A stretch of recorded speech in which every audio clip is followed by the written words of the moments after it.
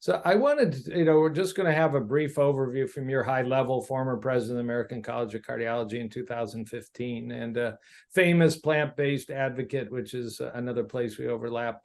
But your personal perspectives, one of the most powerful academics in the United States, but I'm sure there were times that there were obstacles put in your place, and maybe they still exist, but a reflection or two on what it was like 35, 40 years ago to attend undergrad med school, residency fellowship, and getting academic jobs, being a doctor of color. So I would say that the biggest difficulty was that very first step, being on the south side of Chicago, growing up, if you don't have wealth, you don't have health. And that's just the way it was. And being sick as a kid, trying to find healthcare, some pretty poorly run places that I could recognize. Don't tell me I can't have my penicillin for my pneumonia every 8 hours because your nursing staff is out of sync. And so I kind of vowed back then that I wanted to go to medical school. That meant going to college. And, I really was a South Sider. So I wanted to be at the University of Chicago. It's one of the top institutions in the country. And I was told flat out that I would not get in. Turns out that an inner city tennis program made a connection for me with the varsity tennis coach that allowed me to demonstrate that I actually was a good student and could potentially make that jump from Chicago Public Schools to University of Chicago. Once I got there, it really was up to me. That is, become, ultimately a professional tennis player on the one side, which the lessons from which, many life lessons in that sport, actually sort of translated into academic success.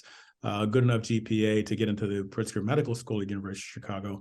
And I thought I'd be at University of Chicago all my life, except for a couple things. Number one, I didn't match at University of Chicago. I thought my life was over when it actually was just beginning. So anybody out there who's thinking that, they're limited because they didn't get their number one choice, well, turns out that Emory University was the place for cardiology. It's Nanette Winger and J. Willis Hurst and all these people who were luminaries in the field.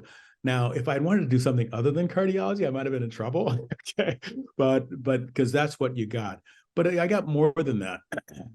University of Chicago, wonderful academic place, but it didn't have that Grady Hospital, Emory, sort of patient population where you really try to grapple with the issues that I was growing up with, which is the disparities in healthcare. I spent a lot of time talking about black-white differences. Oh, yes, we're 21% higher cardiovascular mortality than other races, but it's really about the poverty and undereducation. And that translates across different racial and ethnic barriers. You could be Hispanic. You could be where I am now in Kentucky. You could be in Eastern Kentucky and Appalachia, and your outcomes, even though you're white, are way worse than our Black population in general. And so, we have these socioeconomic and ethnic disparities that we really need to wrestle with. How about cardiology fellows? Do you think we're diverse enough, and in Louisville and in Chicago and in Detroit, or we still have inequalities and have work to do to get a spectrum that represents, at a minimum, the American percentage, or maybe even tries to offset some prior disadvantages? Are we there, or we got work to do? We have a lot of work to do, and there are some institutions who are focused on it. So many of them are not yet. People talk about being woke.